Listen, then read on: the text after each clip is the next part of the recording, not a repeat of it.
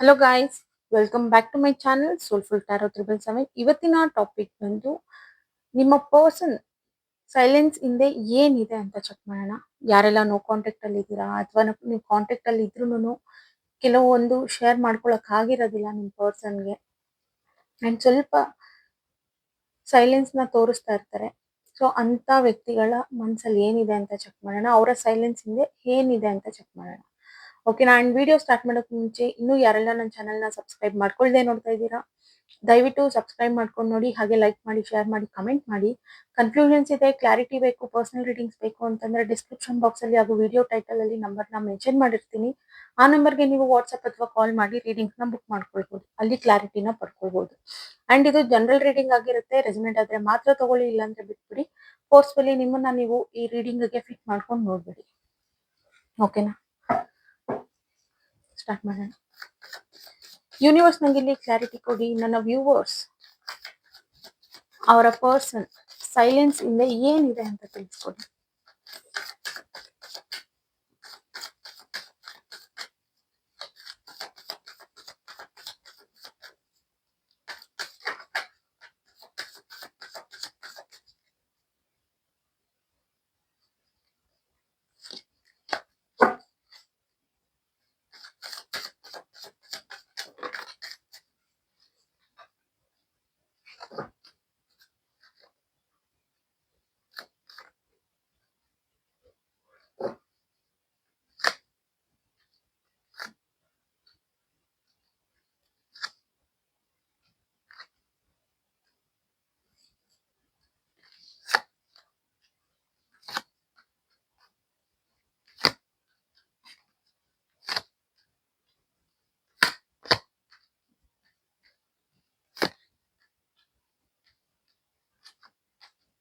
Okay,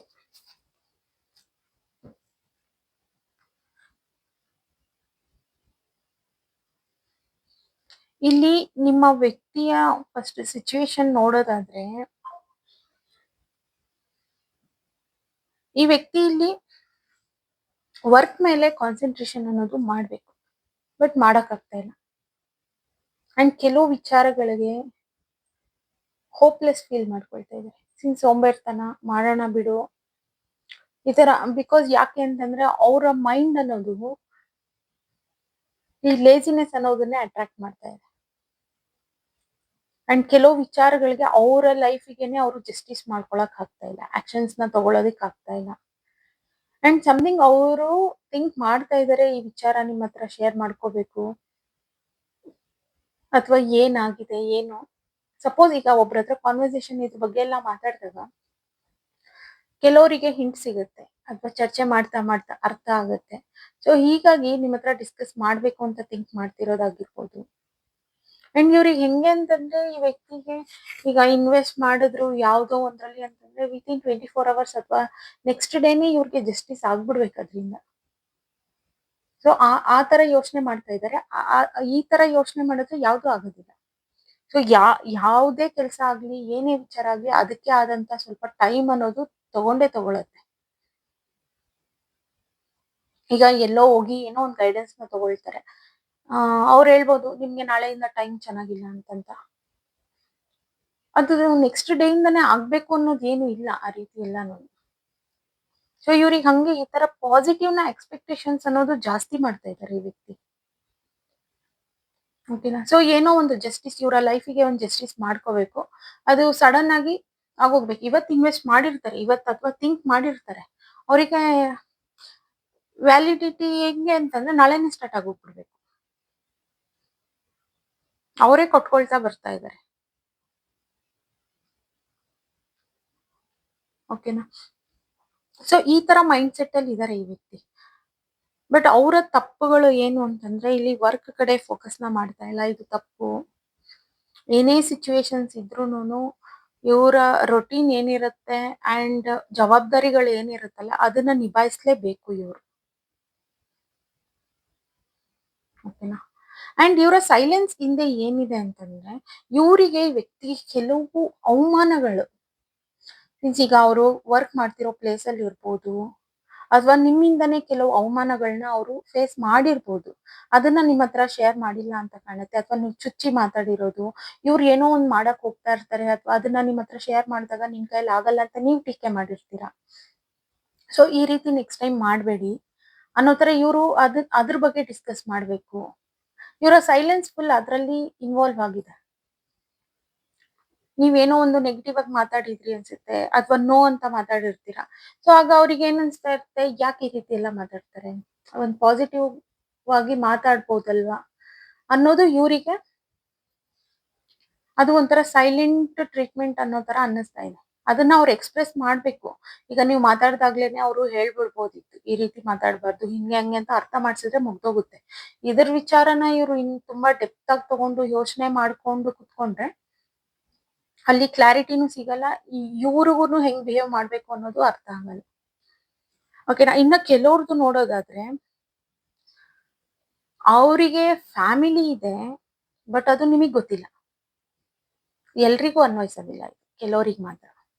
ಅಥವಾ ಇನ್ ಕೆಲವರಿಗೆ ಈಗೀಗ ಗೊತ್ತಾಗಿರ್ಬೋದು, ಅವರಿಗೂ ಮದ್ವೆ ಆಗಿದೆ, ಫ್ಯಾಮಿಲಿ ಇದೆ. ಸ್ಟಿಲ್ ನಿಮಗ್ ಮೋಸ ಮಾಡಿದ್ರು ಅನ್ನೋ ಒಂದು ಥಾಟ್ ಎಲ್ಲ ನಿಮ್ಗೆ ಈಗೀಗ ಬಂದಿರ್ಬೋದು. ಅಥವಾ ಕೆಲವರಿಗೆ ಡೌಟ್ಸು ಸ್ಟಾರ್ಟ್ ಆಗಿದೆ. ನಿಮ್ ವ್ಯಕ್ತಿ ತುಂಬಾ ಸೈಲೆಂಟ್ ಟ್ರೀಟ್ಮೆಂಟ್ ಕೊಡ್ತಾ ಇದ್ರೆ ನಿಮಗೇನ್ ಅನ್ನಿಸ್ತಾ ಇದೆ ಅಂದ್ರೆ, ಓಕೆ ಈ ವ್ಯಕ್ತಿಗೆ ಎಲ್ಲೋ ಮದ್ವೆ ಆಗಿದೆ. ಅಥವಾ ಕೆಲವು ಡೌಟ್ಸ್, ಕೆಲವು ಈ ವ್ಯಕ್ತಿ ಕಡೆಯಿಂದ ಈ ರೀತಿ ಗೊತ್ತಾಗಿದೆ. ಈಗ ಯಾವಾಗ್ಲೋ ಮಾತಾಡಿರ್ತಾರೆ. ಅದನ್ನ ನೀವಾಗ ಸೀರಿಯಸ್ ಆಗಿ ತಗೊಂಡಿರೋದಿಲ್ಲ. ಈಗ ಯೋಚನೆ ಮಾಡ್ಬೇಕಾದ್ರೆ ನಿಮ್ಗೆ ಕೆಲವೊಂದು ಕ್ಲಾರಿಟಿ ಸಿಗ್ತಾ ಹೋಗ್ತಾ ಇದೆ. ಸೊ ಈ ತರ ಸೈಲೆನ್ಸ್. ಇನ್ನು ಕೆಲವ್ರು ಕಂಪ್ಲೀಟ್ ಆಗಿ ಮುಚ್ಚಿಟ್ಟಿರ್ಬೋದು. ಅದನ್ನ ಹೇಳ್ಬೇಕು ಅಂತ ಟ್ರೈ ಮಾಡ್ತಾ ಇದ್ದಾರೆ. ಸೊ ಫ್ಯಾಮಿಲಿ ವಿಚಾರದಿಂದ ನಿಮ್ಮನ್ನ ಇಗ್ನೋರ್ ಮಾಡ್ಕೊಂಡು ಅದನ್ನ ಹೇಳೋದಕ್ ಆಗ್ತಾ ಇಲ್ಲ. ಕ್ಲಾರಿಫೈ ಮಾಡಿ.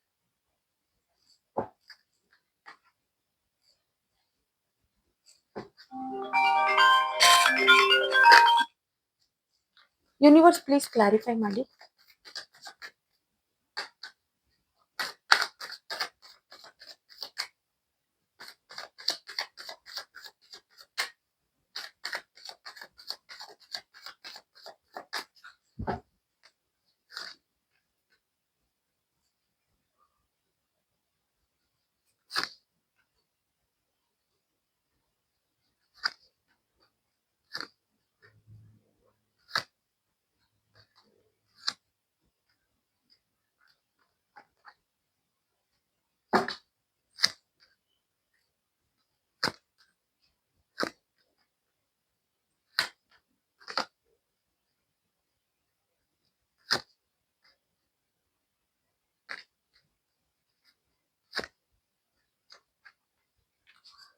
ಎಸ್, ಇಲ್ಲಿ ನೋಡಿ, ತುಂಬಾ ಜನಕ್ಕೆ ಅವರ ಲೈಫ್ ಅಲ್ಲಿ ಮದ್ವೆ ಆಗಿದೆ.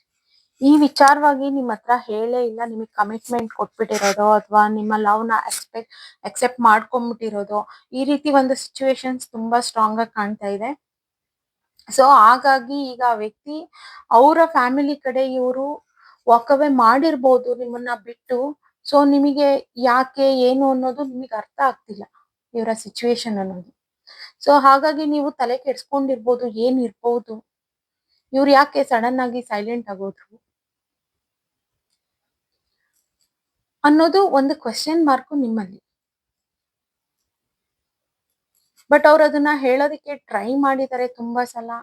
ಬಟ್ ಹೇಳ್ಕೊಳ್ಳೋದಕ್ ಆಗ್ತಾ ಇಲ್ಲ. ಬಟ್ ತಪ್ಪೇ ಅದು. ಕ್ಲಾರಿಟಿ ಕೊಡ್ದಿಲ್ದಿರಾ ಇನ್ನೊಬ್ರು ಲೈಫಿಗೆ ಎಂಟ್ರಿ ಆಗೋದು ತಪ್ಪದು. ಓಕೆನಾ? ಈವನ್ ಆ ವ್ಯಕ್ತಿನೂ ಅಷ್ಟೇ ಒಂದು ನೆಮ್ಮದಿಗೋಸ್ಕರ ಹುಡುಕ್ತಾ ಇದ್ದಾರೆ. ಅಂಡ್ ನಿಮಗೆ ಸ್ವಲ್ಪ ಮೋಟಿವೇಟ್ ಜಾಸ್ತಿ ನೀವು. ಸೊ ಅನ್ನೆಸೆಸರಿ ನೀವು ಫೋರ್ಸ್ಫುಲಿ ಅವ್ರನ್ನ ಫೋರ್ಸ್ ಮಾಡೋದಕ್ಕೂ ಹೋಗೋದಿಲ್ಲ. ಪ್ರೀತಿಯಿಂದಾನೇ ಬರ್ಲಿ, ಪ್ರೀತಿ ಇದ್ದು ಬರ್ಲಿ. ನನ್ ಫೋರ್ಸ್ ಇದಕ್ಕೆ ನೀವು ಹಠ ಮಾಡೋದಕ್ಕೆ ಅವ್ರು ಬೇಡ ಅನ್ನೋ ಮಟ್ಟಕ್ಕೆ ನೀವು ಯೋಚನೆ ಮಾಡ್ತಾ ಇದ್ದೀರಾ. ಓಕೆನಾ? ಅಂಡ್ ಕೆಲವರಿಗೆ ಅದು ಕೆಲವ್ರದ್ದು ಮಾತ್ರ ಆ ಮ್ಯಾರೇಜ್ ನ ಹೈಡ್ ಮಾಡ್ಕೊಂಡಿರೋದು ಎಲ್ರಿಗೂ ಅಲ್ಲ. ಇನ್ ಕೆಲವರಿಗೆ ಕೆಲವು ಆಪ್ಷನ್ಸ್ ಇದಾವೆ. ಅಂದ್ರೆ ಒಂದು ವರ್ಕ್ ಪ್ಲೇಸ್ ಅಲ್ಲಿ ಇರ್ಬೋದು ಅಥವಾ ಮಲ್ಟಿಪಲ್ ಟಾಸ್ಕ್ ಅನ್ನೋದು ಅವರು ಮಾಡ್ತಾ ಇರ್ಬೋದು, ಬ್ಯುಸಿ ಇರೋದು. ಬಟ್ ಅವರಿಗೆ ಹ್ಯಾಂಡಲ್ ಮಾಡಕ್ ಆಗ್ತಾ ಇಲ್ಲ. ಈಗ ಒಂದನ್ನ ಚೂಸ್ ಮಾಡ್ಕೊಂಡ್ರೆ ಒಂದನ್ನೇ ಕಂಪ್ಲೀಟ್ ಆಗಿ ಮಾಡ್ಬೋದು. ಬಟ್ ಈ ವ್ಯಕ್ತಿ ಮಲ್ಟಿಪಲ್ ಟಾಸ್ಕ್ ಮಾಡ್ತಾ ಇದ್ದಾರೆ. ಯಾವ ಕಡೆನೂ ಫುಲ್ಫಿಲ್ ಆಗ್ತಾ ಇಲ್ಲ. ಈ ಕಡೆ ಒಂದೇ ಕಡೆ ಮಾಡೋದಕ್ಕೂ ಎಲ್ಲಾ ಕಡೆನೂ ಚೂರ್ ಮಾಡೋದಕ್ಕೂ ತುಂಬಾ ಡಿಫ್ರೆನ್ಸ್ ಇದೆ.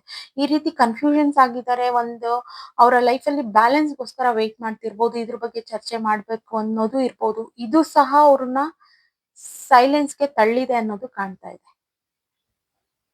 ಸೊ ವಿತಿನ್ 2 to 3 ಮಂತ್ಸ್ ಅಲ್ಲಿ ಇವರಲ್ಲಿ ತುಂಬಾನೇ ಚೇಂಜಸ್ ಬರುತ್ತೆ, ನೋಡ್ತೀರಾ. ಅಂಡ್ ಏನು ಅವಮಾನಗಳು, ನೀವು ಅಷ್ಟೇ, ನೀವೇನಾದ್ರೂ ಅವ್ರನ್ನ ನೋ ಅನ್ನೋ ಮಟ್ಟಕ್ಕೆ ನೀವು ಅವ್ರು ಏನೇ ಮಾಡ್ತೀನಿ ಅಂತಂದ್ರು ಆಗಲ್ಲ ನಿನ್ ಕೈಲಿ ಅಂತ ಮಾತಾಡೋದನ್ನ ಬಿಟ್ಬಿಡಿ. ಬಿಕಾಸ್ ಕೆಲವರು ಮಾಡೋ ಚಾನ್ಸಸ್ ಇರುತ್ತೆ. ಅನ್ನೆಸೆಸರಿ ಆ ತರ ಯಾರಿಗೂ ಹೇಳ್ಬಾರ್ದು, ಟ್ರೈ ಮಾಡಿ ಅಂತ ಹೇಳಿ ಇದ್ ಮಾಡ್ಕೊಳ್ಳಿ. ಸೊ ಅದೊಂದು ಬಿಟ್ರೆ, ಈ ತರ ಅವಮಾನ ಅನ್ನೋದು ಬಿಟ್ರೆ ಈ ವ್ಯಕ್ತಿಲಿ ಇನ್ನೇನು ಕಾಣ್ತಾ ಇಲ್ಲ ಇಲ್ಲಿ. ಓಕೆನಾ? ಸೊ ಹಾಗಾಗಿ ಯಾರು ಅವ್ರ ಲೈಫಲ್ಲಿ ಆಲ್ರೆಡಿ ಮದ್ವೆ ಆಗಿದೆಯಲ್ಲ, ಈ ವ್ಯಕ್ತಿಗಳು ಮಾತ್ರ ನಿಮ್ಮನ್ನ ಬಿಟ್ಟು ಅವರ ಲೈಫಿಗೆ ಅವರು ವಾಕ್ ಅವೇ ಆಗ್ತಾ ಇದ್ದಾರೆ. ಬರ್ಬೇಕಾದ್ರೂ ಹೇಳಲಿಲ್ಲ, ಅವ್ರು ಇರೋ ಸಿಚುವೇಶನ್ ಹೋಗ್ಬೇಕಾದ್ರೂ ಹೇಳ್ತಾ ಇಲ್ಲ. ಓಕೆನಾ? ಗೈಡೆನ್ಸ್ ನೋಡೋಣ. ಯೂನಿವರ್ಸ್ ಓವರ್ ಆಲ್ ಈ ರೀಡಿಂಗ್ ಮೇಲೆ ಗೈಡೆನ್ಸ್ ನ ಕೊಡಿ.